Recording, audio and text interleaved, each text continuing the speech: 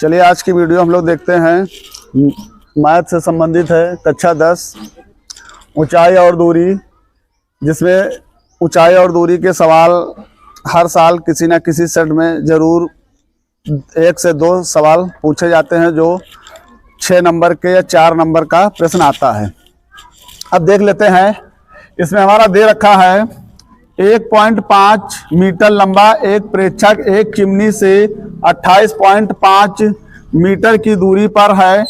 उसकी आंखों से चिमनी के शिखर का उन्नयन कोण 45 अंश है, तो चिमनी की ऊंचाई ज्ञात कीजिए। अब ऐसे सवालों में कह रहा है कि चिमनी की ऊंचाई ज्ञात कीजिए। सवाल में कह रहा है उन्नयन कोण, तो हम लोग देख लेते हैं उन्नयन और अवनमन कोण क्या होता है। देखते हैं उन्नयन कोण। अगर हम नीचे से ऊपर की ओर अगर कोण बनाते हैं तो ये हमारा कोण कहलाता है उन्नयन कोण। कौन सा कोण कहलाता है? उन्नयन। ये हमारा होता है उन्नयन कोण होता है।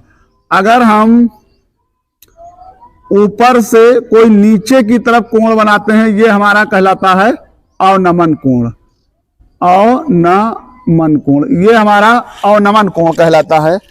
क्योंकि अवनमन की पहचान क्या होती है? देखिए, जब हम कभी सर मस्तिष्क को नीचे झुकाते हैं तो किसी चीज को नमन करते हैं। जब नीचे की तरफ झुकाते हैं तो हमारा कोण एंगल जो है नीचे की तरफ बनता है, ये हमारा कहलाता है नमन, यानी अवनमन कोण। ऊपर से जो नीचे की ओर देखने पे कोण बनेगा अवनमन बनेगा, नीचे से ऊपर की तरफ देखने पर जो कोण बनेगा वो हमारा उन्नयन कोण बनेगा। अब इस सवाल को हम अच्छे से पढ़ के समझ लेते हैं और इसका आंसर निकालते हैं। लिखा हुआ एक 5 मीटर लंबा एक प्रेक्षक चिमनी से इतनी मीटर के दूरी पे खड़ा हुआ है। तो मैं पहले चिमनी बना लेता हूं, ये हमारी चिमनी हो गई और यहां पे कोई व्यक्ति खड़ा हुआ है प्रेक्षक, जिसका नाम दिया गया प्रेक्षक। प्रेक्षक की ऊंचाई दे रखी है 1.5।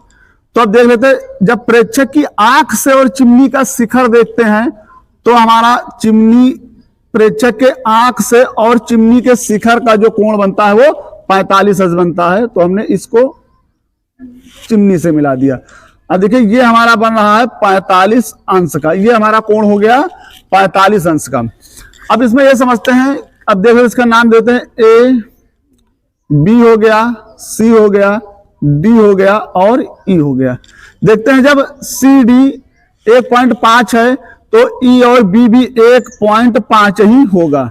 निकालना क्या है हमको? कह रहा है चिमनी की ऊंचाई ज्ञात कीजिए, यानी हमको ये पूरी ऊंचाई ज्ञात करना है, चिमनी की पूरी ऊंचाई। तो हम ए और ई को मान लेते हैं, ये हमारा एक्स दिया हुआ है, एक्स मीटर। और कह रहा है कि चिमनी से इतनी मीटर पे दूर है, यानी ये हमारी लंबाई जो दे रखी है वो दे रखी है 28.5। जब 28.5 दे रखी, ये 28.5 है, तो ये भी तुम्हारी 28.5 ही होगी। अब ये हमारा बन के आया है सवाल। अब हम इसको आसानी से ज्ञात कर लेंगे। इसे सवालों को बनाने के पहले हम सबसे अच्छे से डायग्राम बना लेते हैं। अगर एक बार हमारा डायग्राम बन गया तो सवाल लगाने में कोई दिक्कत नहीं आएगी, बहुत ही आसानी से हमारा सवाल लग जाएगा। अब देख लेते हैं, लिखेंगे। अब ये तुम्हारा दे रखा हुआ, हम लिख लेंगे पहले जो ए और ई एक्स है, फिर दे रखा है ई और बी 1.5 है, सी और बी लिख लेते हैं, बी और सी ये 28.5 दे रखा है। अब हम सवाल को लगाते हैं। tan थीटा बराबर होता है हमारा लंब बटे आधार, ये हमारा फार्मूला होता है। लंब हमको दे रखा है x और आधार हमको दे रखा है 28.5। tan 45 हमारा कोण दे रखा है 45 अंश, और लंब हम यहां से सिर्फ इतनी दूरी लेंगे, इस कोण से हमारा मतलब है। ये हमारा कोण दे रखा, ऊपर दे रखा है लंब x और ये 28.5। tan 45 का मान होता है 1 x अपॉन 28.5। अब 1 के नीचे 1 मान करके तिरछी गुणा क्रॉस मल्टीप्लाई कर देते हैं।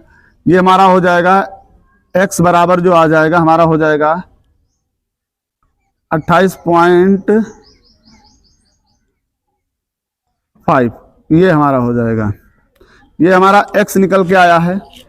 फिर कह रहा है कि हमको पूरी यानी चिमनी की ऊंचाई बताना है। तो चिमनी की ऊंचाई जो हो जाएगी ये हो जाएगी चिमनी की ऊंचाई, ये हमारी जो दे रखी है चिमनी की ऊंचाई AB बराबर है AE प्लस EB। अब देखते हैं AE जो हमारा निकल के आया है वो आया है 28.5 और EB हमारा दे रखा है 1.5, ये हमारा हो जाएगा 1.5। अब इनका टोटल योग कर लेंगे, ये हमारा हो जाएगा 0, ये हो जाएगा 0 पॉइंट आया, अब ये हो गया 30। यानी ये हमारा जो चिमनी की ऊंचाई निकल के आ गई है ये हमारी आ गई है 30 मीटर। ये हमारा आंसर हो गया। अब इस सवाल में दे रखा है भूमि के एक बिंदु P से एक 10 मीटर ऊंचे भवन के शिखर का उन्नयन कोण 30 अंश है और भवन के शिखर पे एक ध्वज को लहराया गया है और P से ध्वज के शिखर का उन्नयन कोण 45 अंश है। ध्वज दंड की लंबाई और बिंदु P से भवन की दूरी ज्ञात करना है। अब देखिए इसमें क्या समझते हैं कि हमने क्या बताया था कि डायग्राम अगर अच्छे से मैंने बना लिया तो हमको सवाल लगाने में कोई समस्या नहीं होगी। सबसे ऊंचाई दूरी में सबसे कॉमन चीज है मेरा डायग्राम फिगर बनना होता है। अगर ये बन गया तो सवाल लगाना बहुत ही आसान हो जाता है।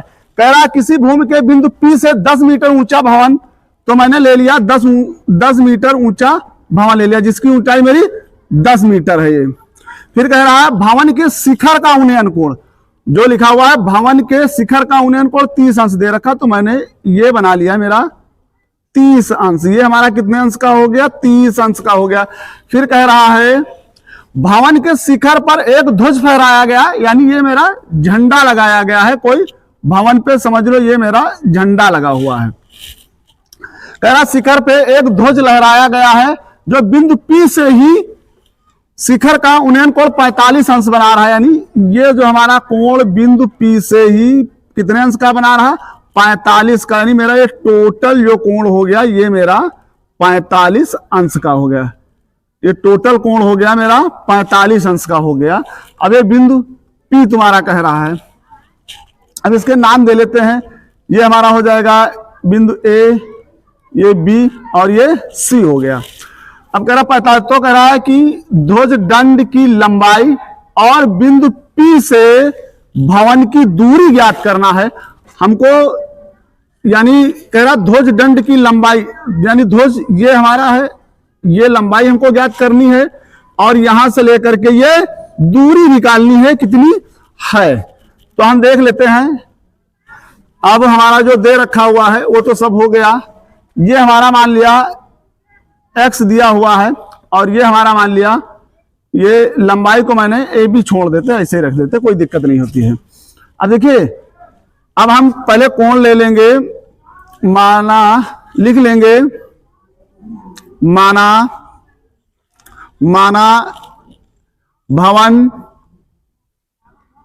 माना भवन से बिंदु P की दूरी x मीटर है। ये हो गया। अब हमारा जो कोण ले लेंगे, कोण ले लेंगे हम लोग CPB में। अब देखिए जहां पे कोण होता है उस बिंदु को हम हमेशा बीच में लेते हैं। जहां पे कोण जिस बिंदु को दर्शाया जाता है उस बिंदु को हम बीच में ले लेंगे। या हम पहले लिख लेते हैं B, कोण BPC ऐसे कर लेते हैं। जहां पे हमारा कोण होता है उस बिंदु को हम हमेशा बीच में दर्शाते हैं।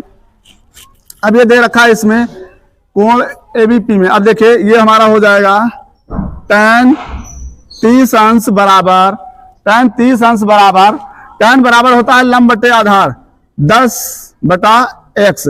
अब tan 30 का मान होता है 1/√3 होता है और ये 10/x। तिरछी गुणा कर देंगे, ये हो जाएगा x बराबर 10√3 हो जाएगा। अब √3 का मान देख लेते कितना होता है। √3 का मान होता है 1.732 होता है। अब इसको हम हल कर लेंगे, ये हमारा हो जाएगा 10 × 1.732। अब इसका आंसर जो आ जाएगा x बराबर हो जाएगा हमारा 170.2 हो जाएगा। ये हमारा आ गया। ये हमारी जो दूरी आ गई है, ये हमारी जो दूरी आ गई है, ये हो गई है ध्वज दंड से और बिंदु P की दूरी। अब देख लेते हैं, अब जो हम कोण ले लेंगे, ये हमको निकालना है ध्वज दंड की लंबाई कितनी होगी। तो ये हमारा हो जाएगा tan 45 अंश बराबर, अब ये टोटल जो दूरी हो जाएगी, ये हो जाएगी x + 10। ये टोटल दूरी हो जाएगी x + 10। तो हम लोग ले लेते हैं 10 + x अपॉन, ये हमारा हो जाएगा 17.32। अब tan 45 का मान होता है 1, 10x, ये हो जाएगा 17.32। अब तिरछी गुणा कर देंगे, ये हमारा आ जाएगा निकल करके, ये हो जाएगा 10 + x बराबर हो जाएगा 17.32। अब इसको हम हल कर लेंगे, ये हो जाएगा x बराबर हो जाएगा 17.32 - 10, इसका मान जो निकल के आ जाएगा 7.32 मीटर। ये हमारी ये जो आ गया है, इसको मैंने मान लिया h, तो ये हमारा हो जाएगा h। मैंने यहाँ पे x मान लिया, x मान चुका हूं, 2 बार नहीं मानूंगा, इसको मैंने h मान लिया है, तो ये हमारा h हो जाएगा और यहाँ पर भी हमारा h हो जाएगा। ये h निकल के आएगा, क्योंकि मैं x एक बार मान चुका हूं, तो दोबारा मैंने इसको h मान लिया। ये हमारा आंसर हो गया, निकल के आ गया। अब ये इस सवालों को समझने के लिए पहले डायग्राम को हम अच्छे से देख लेते हैं, उसके बाद डायग्राम हमारा बन जाता है, तो सवाल लगाने में बहुत ही आसानी हो जाती है। ऐसे सवालों को देखने के लिए आप हमारे यूट्यूब लिंक चैनल को आप ओपन कर सकते हैं और पढ़ सकते हैं, जिसका नाम है, यूट्यूब चैनल का नाम है मेरा Neeraj sir Kakori academy. Neeraj sir Kakori academy के नाम से आप सर्च कर सकते हैं और ये सारी वीडियो आप देख सकते हैं, जो बोर्ड परीक्षा के लिए बहुत ही इंपॉर्टेंट होगी।